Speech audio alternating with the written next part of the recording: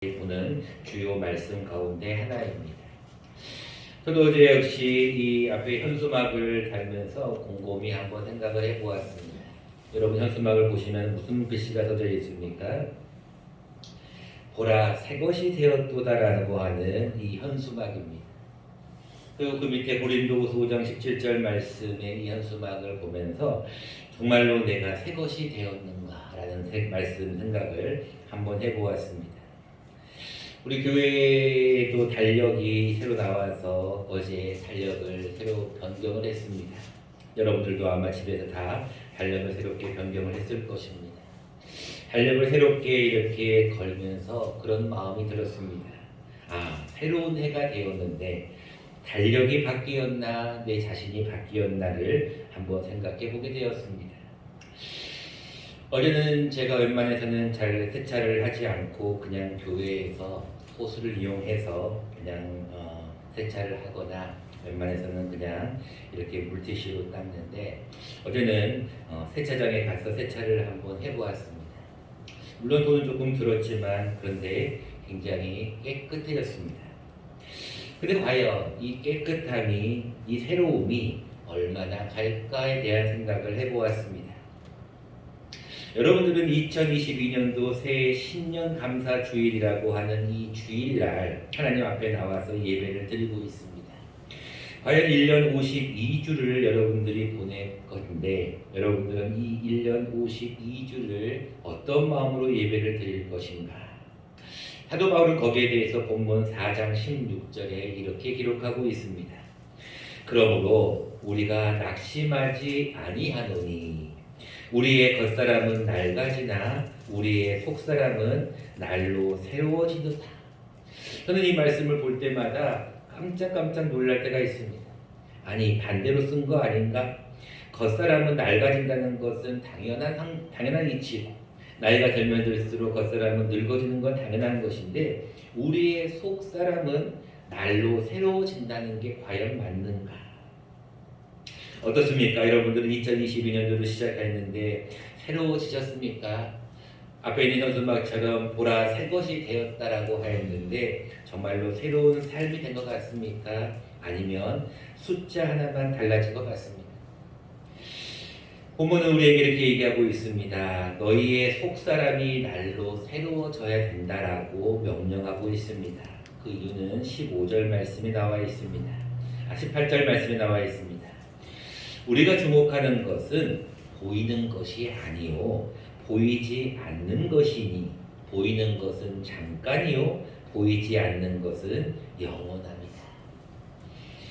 많은 분들이 그런 말씀들을 하시더라고요. 본인의 나이만큼 참 세월이 빨리 지나가더라.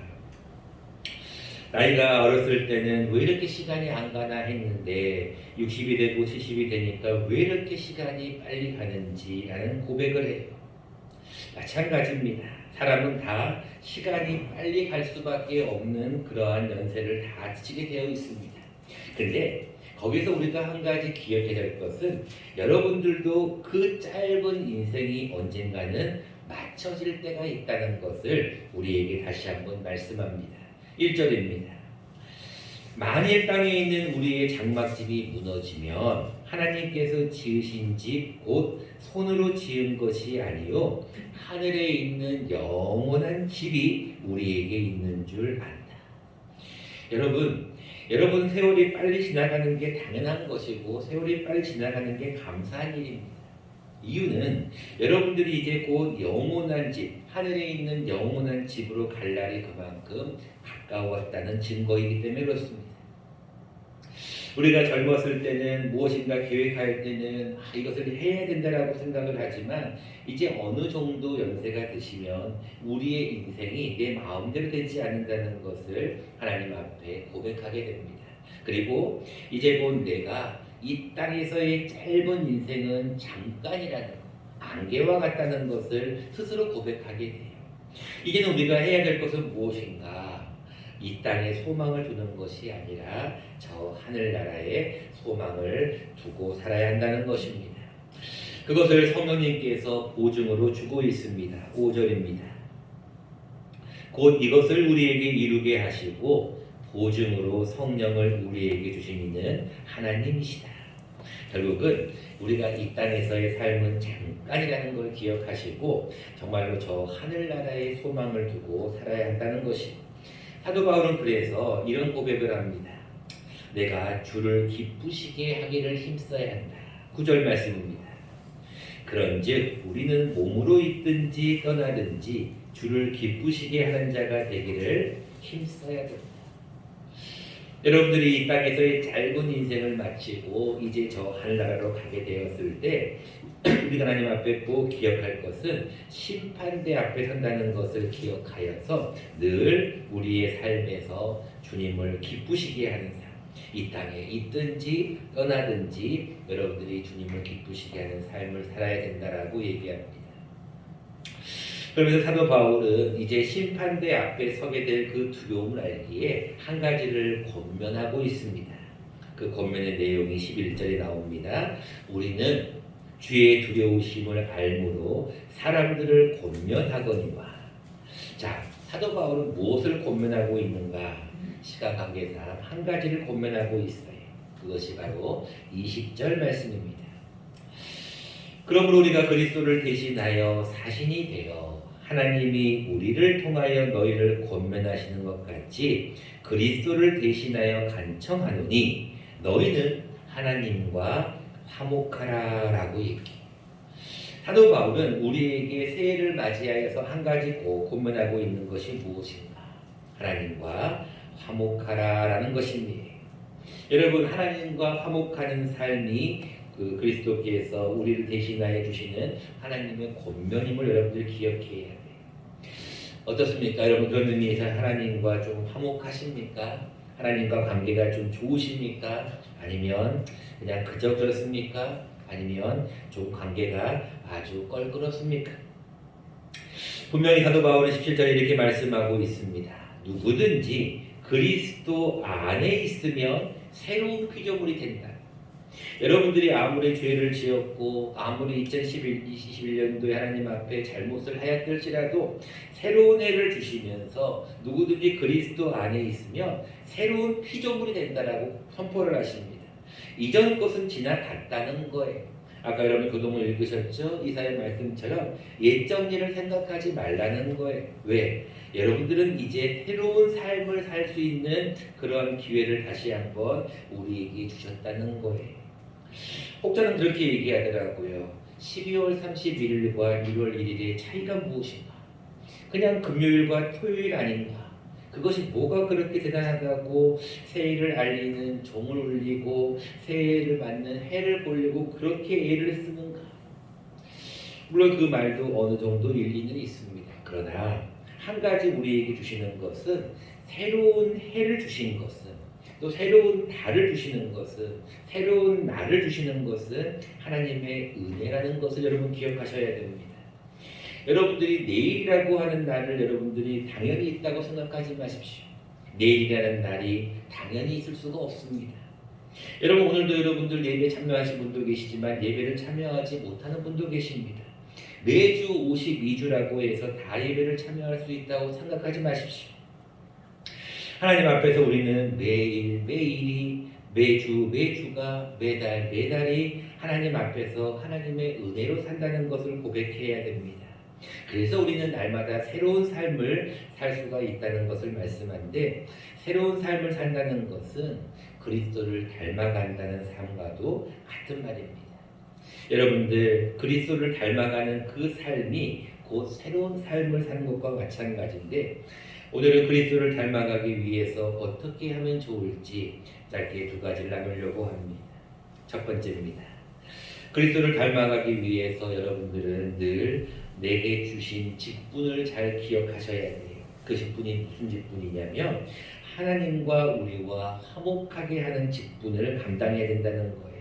18절입니다. 모든 것이 하나님께로 났으며 그가 그리스도로 말미암아 우리를 자기와 화목하게 하시고 또 우리에게 화목하게 하는 직분을 주셨다라고 기록합니다. 여러분, 예수님께서 화목하게 하는 제물로 되셨어요. 그리고 우리에게 화목하게 하는 직분을 주셨다는 거예요. 여러분들 예수 그리스도로 말미암아서 우리는 예수님 안에서 하나님과 화목해질 수 있다는 것입니다. 요한일서는 이렇게 얘기하고 있습니다. 예수 그리스도가 화목제물이 되었다. 그래도 우리가 예수 그리스도를 믿기만 하면 우리도 화목하게 하는 직분을 감당할 수 있다라고 얘기합니다. 자막을 보면서 함께 말씀을 읽어보도록 하겠습니다. 자막을 보겠습니다. 시작. 곧 의로우신 예수 그리스도시라. 그는 우리 죄를 위한 화목제물이니 우리만 위할 뿐 아니요 온 세상의 죄를 위하심이라. 아멘. 요한일서 2장에 분명히 말씀하고 있습니다. 곧 의로우신 예수 그리스도가 우리 죄를 위해서 화목제물이 됐다는 거예요. 여러분, 하나님과 화목하게 하는 직분을 주셨는데 하나님과 화목하게 되려면 우리가 예수 그리스도로 말미암아 예수 그리스도께서 제물이 되어 주셨기 때문에 우리가 예수 안에 있으면 우리는 이제 하나님과 화목하게 하는 직분이 다시 한번 주어진다는 거예요. 여러분, 2022년도에 주님과 정말로 화목한 관계가 되기 위해서 자신에게 주어진 직분을 잘 기억하시기 바랍니다. 두 번째입니다. 이제 내가 직분을 받았으면, 화목하게 하는 직분을 받았으면 해야 될 것은 무엇인가? 하나님의 그리스도의 사신이 되어야 된다는 것입니다. 20절 말씀입니다. 그러므로 우리가 그리스도를 대신하여 사신이 되어 하나님이 우리를 통하여 너희를 권면하신 것 같이 그리스도를 대신하여 간청하노니 너희는 하나님과 화목하라. 여러분, 예수님께서 화목 제물이 되셨어요. 그래서 이제 우리가 하나님 앞에 담대히 나아갈 수가 있는 거예요. 감히 하나님 앞에 나아갈 수가 없는 우리를 예수 그리스도께서 화목 제물이 되셔서 이제 하나님 앞에 나아가는 직분, 화목하게 하는 직분을 받았습니다. 직분을 받은 우리가 해야 할 일은 그리스도의 대신, 사신, 여러분들 대사라고도 얘기하죠. 여러분, 사신이라는 말이 여러분들 잘 아는 대로 어떤 이야기를, 어떤 명령을 받아서 다른 곳에가 전달하는 자라는 뜻입니다. 여러분들이 하나님과 화목하기 위해서 그리스도를 대신한 사신이 되라는 거예요. 여러분, 다른 사람들에게 여러분들은 어떤 사신이 되고 싶습니까? 저는 가장 듣기 좋은 말이 여러분들과 나누고 있는 그리스도인답다. 참 이분은 그리스도인답다. 직분이 있다면 직분을 마친다답다라는 이야기를 듣는 것이 우리가 올해 가장 들어야 될 말이 아닌가 생각합니다. 여러분, 우리는 우리 안에서는 예배를 드리지만 우리 주위의 사람들은 우리 교인들을 이렇게 바라보고 있을 것입니다. 교인들을 바라볼 때 어떤 말을 듣기를 원합니까? 참 믿는 사람답다, 참 교회답다, 참 하나님의 사람답다라는 이야기를 들으면 얼마나 좋을까 생각합니다. 이것이 그리스도의 사신으로서 해야 될 일이 아닐까 생각합니다. 사도 바울은 그 일을 위하여서 자신이 쇠사슬에 매일 정도로 자기는 그리스도의 사신이다라는 것을 고백하고 있어요. 에베소서 6장은 이렇게 얘기하고 있습니다. 성령의 전신갑주를 취하라고 말씀하시면서 우리에게 그리스도의 사신이다라고 얘기해요. 자막을 보면서 같이 한번 말씀을 보도록 하겠습니다. 시작. 이 일을 위하여 내가 쇠사슬에 매인 사신이 된 것은 나로 이 일에 당연히 할 말을 담대히 하게 하려 하심이라. 아멘. 사도 바울이 정말로 내가 쇠사슬에 매여서 사신이 될 정도가 되어도 내가 해야 할 말이 있다는 거예요. 그것을 담대히 전하겠다는 거예요. 여러분, 요즘은요, 교회들이 가서 예수 믿으세요, 여러분 그 구원 받습니다, 예수님 믿어요, 이런 이야기를 증거하는 것도 물론 필요하지만 요즘은 말이 아니라 행동입니다. 우리가 그리스도의 향기다, 그리스도의 편지다, 그리스도의 사신이라는 말을 수도 없이 들었을 것이, 너희는 빛과 소금이라는 얘기를 수도 없이 들었을 것이, 너희가 착한 일을 해야 된다, 선을 해야 된다는 얘기를 수도 없이 들었을 것이. 여러분, 예수 그리스도를 증거하는, 복음을 증거하는 것도 굉장히 중요합니다. 그러나 더 중요한 것은 여러분들이 그리스도의 사신이 되어야 돼요. 그리스도의 대사가 되어야 돼요. 한 나라를 대표하는 대사가 되어야 돼요. 나를 보고, 야, 하나님이 살아계신다, 나를 보고 예수 그리스도의 제자가 답구나라는 이야기를 여러분들이 들어야 한다는 것입니다.